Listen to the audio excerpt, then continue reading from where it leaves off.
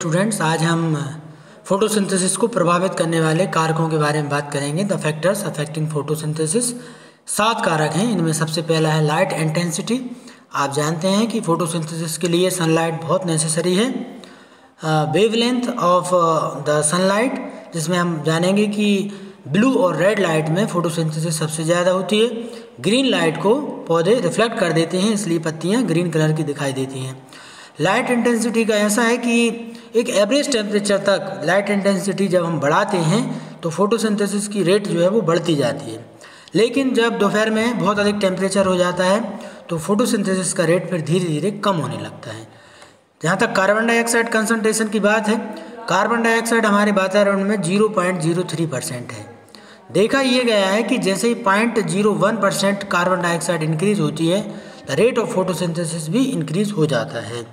लेकिन ज़्यादा carbon dioxide concentration होने पर फोटोसिंथेसिस रुक जाती है। टेम्परेचर की बात करें तो एंजाइम जो फोटोसिंथेसिस में सक्रिय रूप से रोल प्ले करते हैं वो 0 डिग्री सेल्सियस पर अपना काम बंद कर देते हैं।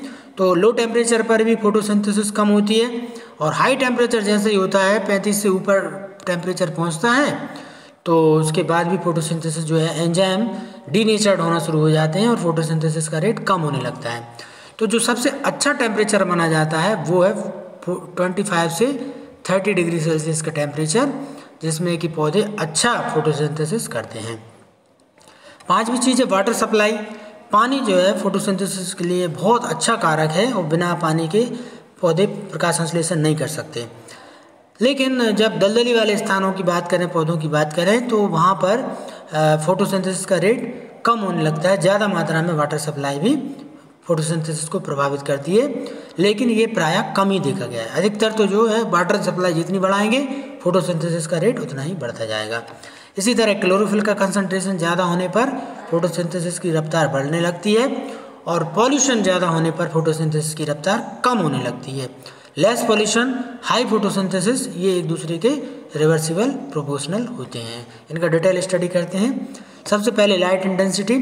रेट ऑफ फोटोसिंथेसिस इंक्रीज होता है शुरुआत में, फिर एक पीक पे पहुंचता है, ये पीक पहुंच गया और उसके बाद फिर ये रुक जाता है रेट ऑफ फोटोसिंथेसिस, क्योंकि इसके बाद जो है वो क्लोरोफिल जो है ब्लीच होना शुरू कर देता है। जैसे फोटोन क्लोरोफिल पर पड़ते हैं, उनके मॉलिक्यूल पूरी तरह जो है अपना स्ट्रक्चर चेंज कर लेते हैं, इसको ब्लीचिंग कहते हैं।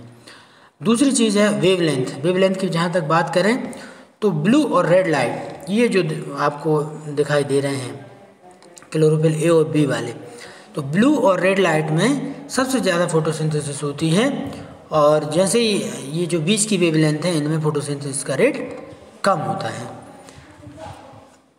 तो कार्बन डाइऑक्साइड कंसंट्रेशन की बात करें तो ग्रीन हाउस में देखा गया है कि जैसे ही 0.1% कार्बन डाइऑक्साइड का रेट बढ़ता है, फोटोसिंथेसिस भी बढ़ने लगती है। लेकिन धीरे धीरे ये कार्बन डाइऑक्साइड ज़्यादा कंसंट्रेशन होने पर फोटोसिंथेसिस का रेट कम हो जाता है। यहाँ पर देखेंगे हम, यहाँ तक फोटोसिंथेसिस का रेट सही रहा, उसके बाद कांस्टेंट हो गया। तो ये कार्बन डाइऑक्साइड का परसेंटेज बढ़ने पर पहले फोटोसिंथेसिस बढ़ती है, फिर कांस्टेंट हो जाती है। इसके बाद हम बात करें टेम्परेचर की, तो 25 से 35 डिग्री सेल्सियस टेम्परेचर सबसे अच्छा टेम्परेचर माना जाता है, जहाँ पर रेट ऑफ फोटोसिंथेसिस अच्छा रहता है। इसके बाद हाई टेम्परेचर पर एंजाइम डीनेचर्ड हो जाते हैं, 0 डिग्री सेल्सियस पर इनएक्टिव हो जाते हैं। तो temperature play an important role in photosynthesis. ये ऑप्टिमम टेम्परेचर रहता है जहाँ पर फोटोसिंथेसिस पीक पर रहता है। ये 25 से 35 डिग्री सेल्सियस का टेम्परेचर है, ठीक है।